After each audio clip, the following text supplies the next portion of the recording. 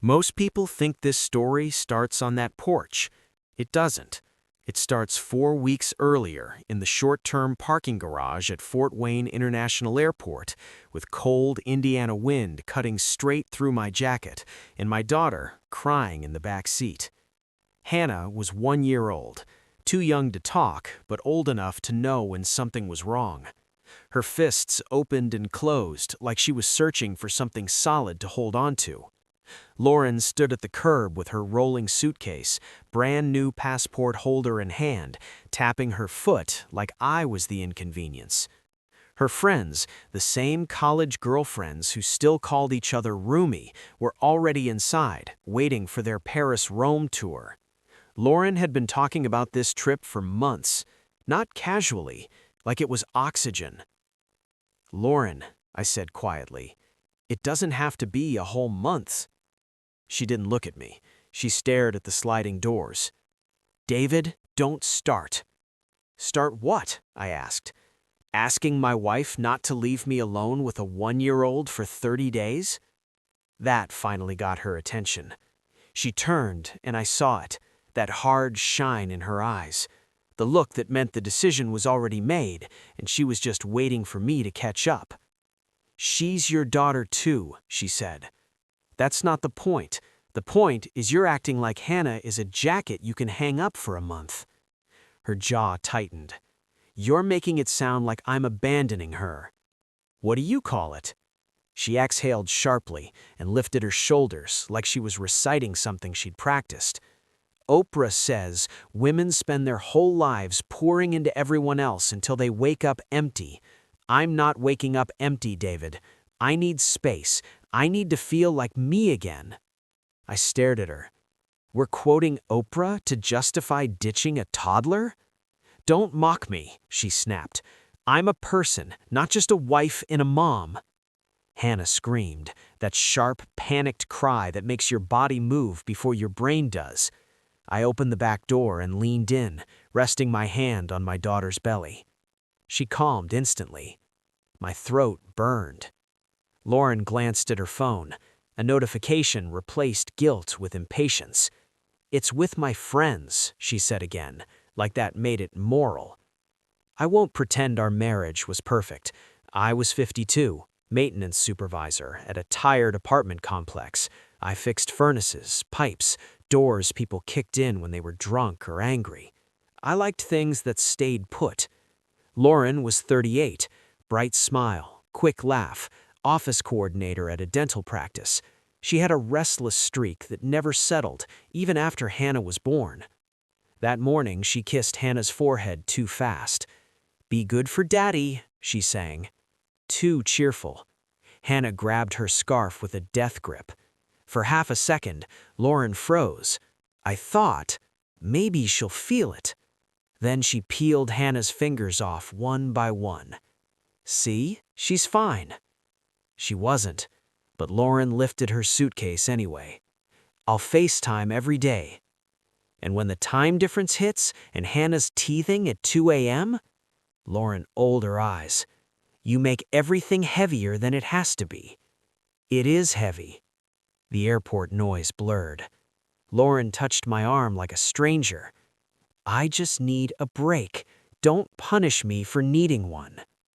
Punish, like I was her father, not her partner. She walked away without looking back. I stood there until the doors swallowed her whole. Hannah hiccuped against my hand. "Okay," I whispered. "It's you and me, kid." That was the moment something cold settled in my chest. Not revenge, truth.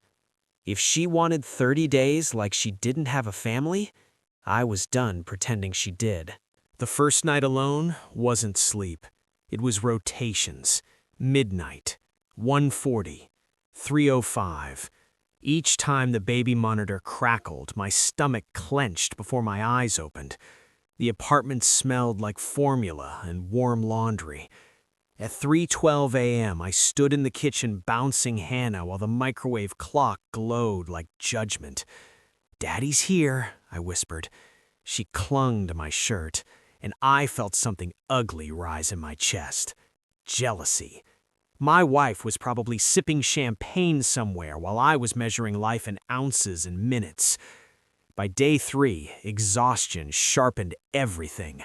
Sounds were too loud, light too bright. I still had to work. I carried Hannah into the office with her diaper bag slung over my shoulder. Ron Keller, my lead tech, looked up. "Where's Lauren?" "Europe." "With the baby?" "No." "Well," he said finally, "that's something." Daycare was booked, babysitters overpriced, so I did what dads do. I made it work anyway. By the end of the first week, I missed a meeting, mixed up work orders, and got pulled aside by my boss. "Try harder," he said. That night, Hannah ran a fever. Urgent care. Cold plastic chairs. A doctor said, "You're doing fine, Dad." I almost cried in the parking lot. I texted Lauren. Urgent care. Fever.